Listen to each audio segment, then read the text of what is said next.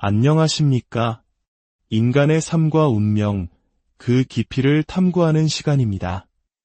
우리는 누구나 한 번쯤 자신의 삶이 앞으로 어떻게 펼쳐질지 궁금해합니다.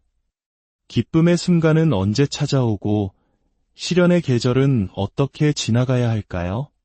동아시아, 특히 우리 한국 문화권에서는 예로부터 사람의 생년월일 시에 깃든 8글자, 즉 사주팔자를 통해 삶의 큰 흐름을 읽어내려는 지혜가 있었습니다.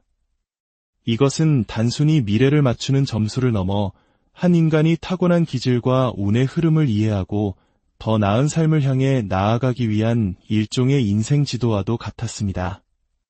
오늘 우리는 한 남성의 사주를 통해 운명이라는 거대한 강물이 어떻게 한 사람의 인생을 휘감아 도는지 함께 따라가 보고자 합니다. 1969년 6월 2일생, 기유년 닭띠로 태어난 한 남성의 이야기입니다. 올해로 57세가 된 이 남성의 사주를 들여다보면 가장 먼저 눈에 띄는 것은 바로 멈춤과 꺾임의 기운입니다.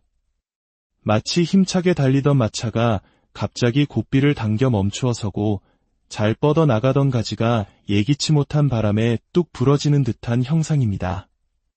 그의 내면에는 분명 뛰어난 재주와 비범한 기운이 잠재되어 있습니다. 남들보다 한 수 앞을 내다보는 지혜와 상황을 꿰뚫는 통찰력을 가졌을 것입니다. 하지만 어찌된 일인지 그가 가진 능력과 재능은 세상 밖으로 온전히 분출되지 못하고 마치 보이지 않는 감옥에 갇힌 듯 그 안에서만 맴도는 기운이 강하게 느껴집니다. 스스로의 재능을 펼쳐 세상을 향해 나아가려 할 때마다 무언가에 가로막혀 중단되고 다시 일어서려 하면 또 다른 장애물에 부딪혀 좌절하는 경험을 반복했을 가능성이 높습니다.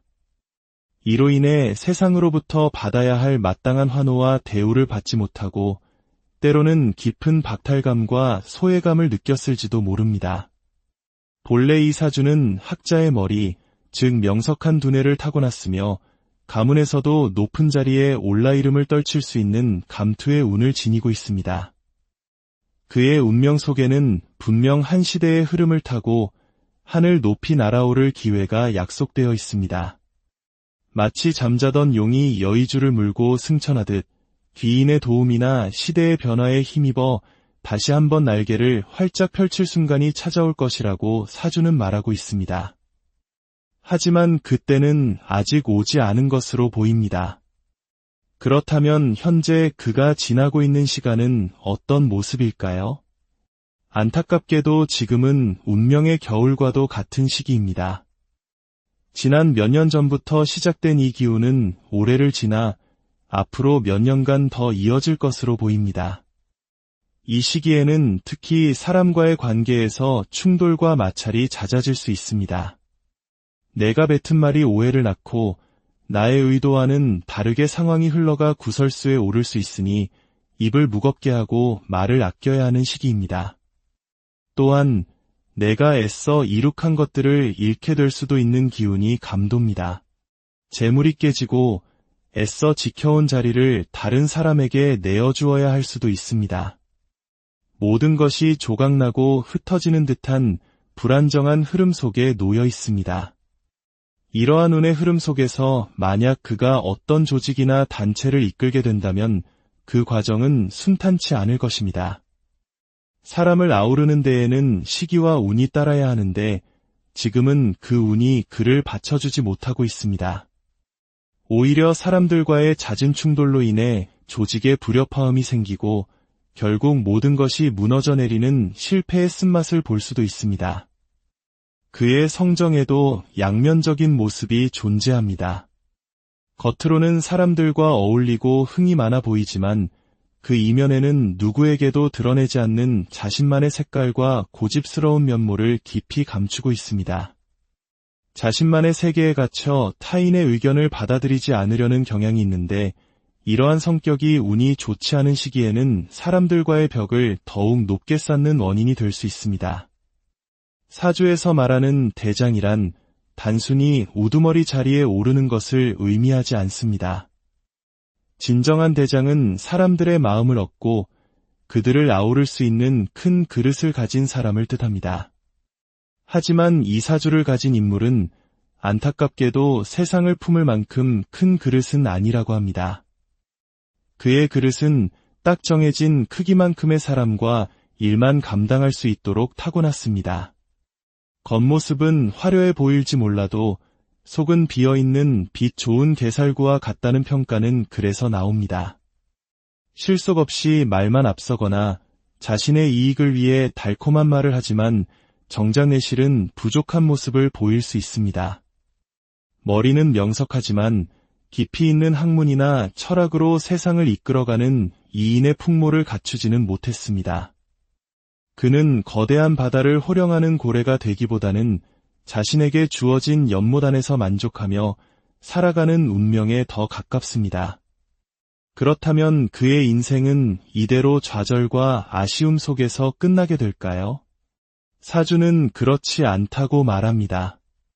인생의 모든 고난은 끝이 있는 법입니다. 그가 57세, 58세, 59세의 힘겨운 고개를 넘고 60을 지나 61세, 62세가 되는 시점에 이르면 마침내 그의 운명은 본래의 궤도를 찾아갈 것이라고 예견합니다. 그때가 되면 멈춰섰던 마차는 다시 힘차게 달리기 시작하고 꺾였던 나뭇가지에서는 새로운 싹이 돋아날 것입니다. 갇혀있던 재능이 비로소 세상 밖으로 나와 빛을 발하고 잃었던 명예와 자리를 되찾아 안정된 삶을 누리게 될 것입니다. 지금의 시련은 더 높이 날아오르기 위한 준비 과정이며 잠시 숨을 고르는 휴식기와도 같습니다. 결국 그의 삶은 대기만성, 즉 늦게 큰 그릇을 이룬다는 말처럼 인생의 후반부에 이르러서야 비로소 자신의 진정한 가치를 꽃피우게 될 것입니다. 한 사람의 사주를 통해 우리는 인생의 거대한 순환을 엿볼 수 있었습니다. 지금 눈앞이 캄캄하고 모든 것이 끝난 것처럼 느껴질지라도 운명의 흐름 속에서 그것은 단지 지나가는 겨울일 수 있습니다.